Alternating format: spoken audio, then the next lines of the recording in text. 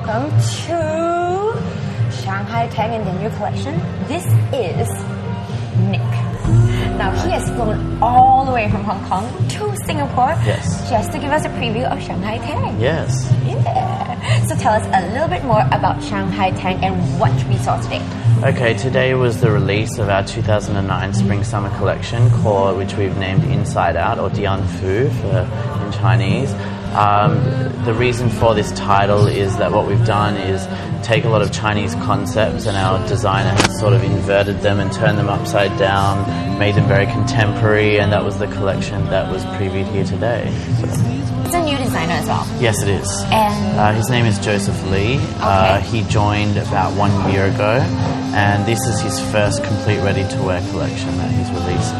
Joseph, how did Shanghai Tang come about? Shanghai Tang was actually started by Sir David Tang in Hong Kong, who's a very prominent businessman. The brand has grown rapidly over the last few years and is positioned in all sort of the key fashion capitals of the world, and continues to grow this year with a very big focus on China. So. Now, why do you think that is? I mean, it was one of the first chinois type brands, to really like make it big in so many different countries. I think Shanghai Tang, its vibrant colours have made it very widely known across the world. Andy Warhol, but chinois. Yes, very much so. And then it sort of built its ready-to-wear collections and took sort of Chinese elements and made them into more contemporary styles. It was very muted. Yes. Now, explain. As I was saying, Joseph's sort of direction with his collection is to take Chinese elements but sort of make them a bit more subtle than they have been in the past. I think Shanghai Tang is, we still carry a lot of the authentic pieces, and we have a beautiful imperial tailoring available, which is the made-to-measure and bespoke. But our ready-to-wear collection, we're trying to make it more contemporary, more wearable, and probably not as bold as it used to be. It's certainly priced at a higher price point because of the materials and the designs that go into it, but it's certainly more affordable than your other brands such as Chanel and Prada. So. He knows his stuff. Yes. Now, how for Chinese New Year do you think that girls should dress? I mean, especially since, older folk, and of course, we being trendier, probably don't like the same aesthetic. Yes. Which is usually in your face red. Yes. Yes. So, how could people dress for the occasion? I think it's important, particularly for Chinese people, to respect what Chinese New Year is. So to still wear something that has traditional lines and a traditional cut. But you're Asian at heart, I suppose. Completely. They dyed your hair. They dyed his hair at birth, I think. But I think for those women that more fashion forward, there is, particularly at Shanghai Tang, a lot available that has sort of Chinese elements, but not, is not your very bright red traditional kind of cheongsam. And blue cheongsam just now, which would match my nails. Yes. Blue is very, very in now, especially the royal blue. Yes. And I noticed that blue ran through the whole line. Yes, as it well. did. Yeah. And I noticed that he incorporated the Chinese coins into the design. But quite subtly. So, very. So, it's very subtle, and the geometry shapes and everything, and the tone on tone, which is very popular spring summer. Yes. Yes. So he incorporated all of that into Shanghai Tang, which is kind of quite a feat, isn't it? Yeah. He's got amazing concepts, Joseph.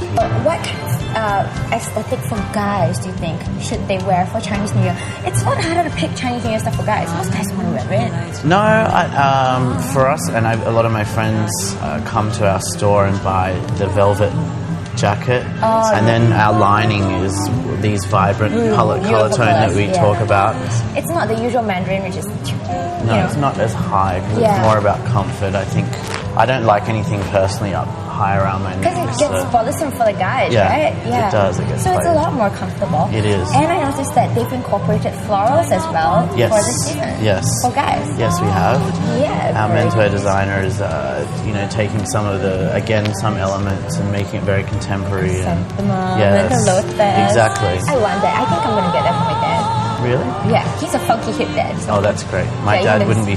He couldn't pull that off. So. What kind of colors do you think guys can pull off if they don't like to wear it for Chinese New Year? Pink, if it's matched with the right kind of attire. I'm a huge fan of pink, and I think that pink is a really beautiful piece to have in your wardrobe, and it can look very, very stylish. Guys don't know how to choose shoes when they wear pink. Yes, I tend to prefer a darker tone shoe. Sometimes you can pull off a lighter kind of loafer style depending on the weather, like a day like today in Singapore is Which beautiful. is almost every day though. But I think sometimes either that, like a darker tone shoe or a white sneaker, which is a very me look. Blazer yeah, and then the white very shirt. much so, is what I try to put with pink. Have you ever had anything made to measure? I haven't yet, but I'm going to. Oh, so nice. Now, what's your first thing going to be? I want to have a tuxedo made. So. With the nice lining and everything inside. And I like the Mandarin collar. I'm not a big, when it comes to tux, I don't like classic tuxedos. Yeah. And sometimes you can't really pull the rock star, unbutton with the loose tie. So I think that the Mandarin collar is the perfect alternative to look very chic. And I think all men should wear Mandarin. So Nick's gonna show us like how we can, pick up a few key items that won't overwhelm the house, please the elders, but we won't make it look too China. Yes. First of all, we've got the Shanghai Tang ginger flower candles. Ginger flower is a scent that is synonymous with Shanghai Tang. You walk into any of our stores and this is the scent that you smell. Yeah, and it's actually a beautiful, beautiful scent. So these are the candles here scented with that ginger flower. And then you also have the room sprays over here. The red one is the ginger flower. This is the tea tonic and this is the jasmine. They're all very oriental. They are.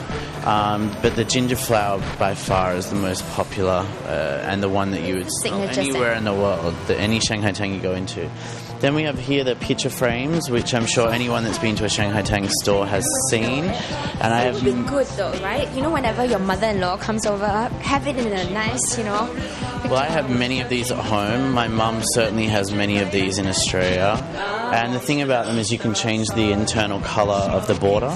So depending on your mood, you might be in a purple mood one day or a red the next. So Chinese New Year, exactly. And then we have the champagne flutes here, which have, the coloured though. They are. But it doesn't matter because it looks pretty.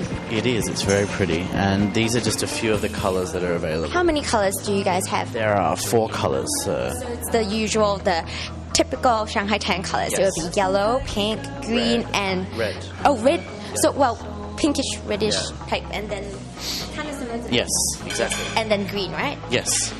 So they're the so you can mix and match with the whole family if you really feel like it, or go for one colour. Which will definitely, instead of having a centerpiece, or, this will actually... table, definitely. Reunion dinner, that would be fantastic. Yeah, very much so. And then we have the beautiful silver... We have the... Tiffin carrier. Yes. But they're actually candles. Yes, there's candles in here. As you can see, again, is in the bright palette of colours that we have at Shanghai Tang. So you see, this would please the rents as well. Yes. You can be very subtle with that. That to me is being very subtle but pleasing the elders. So. Definitely. It's beautiful. And of course this, which is like the long, the xiao long, bao long. Yes. I'm sure you eat tons of dim sum in Hong Kong, right? I eat a lot of it. So I see these all the time, and this is different though. It's a very beautiful version of it. So. It's actually made from silver, I think. It's nice. Look there. But this is more for a decorative item, right? It is, yeah. So you can put whatever you want in there, really. You can hide your stash in there. Yes. Or whatever stash you have, we don't know. And then here you have a jewelry box or a trinket box, whatever you want it to be, with the double happiness symbol on the outside. So. It would be great even for presents for your friends getting married. And it seems to be a year of marriages, don't you think? It is. I've got a lot of friends that are either getting married or having babies this year, so it must be one of those years. I think those are one of the gifts that everybody has to get this year because everyone's getting married apparently. Yes. No, you ain't got no... Well, no R.age Fashion is complete without Sarah the shopaholic shopping. So, that's all we have for today. We hope you enjoyed R.age Fashion and see you next week. Meanwhile, Happy New Year. Bye-bye.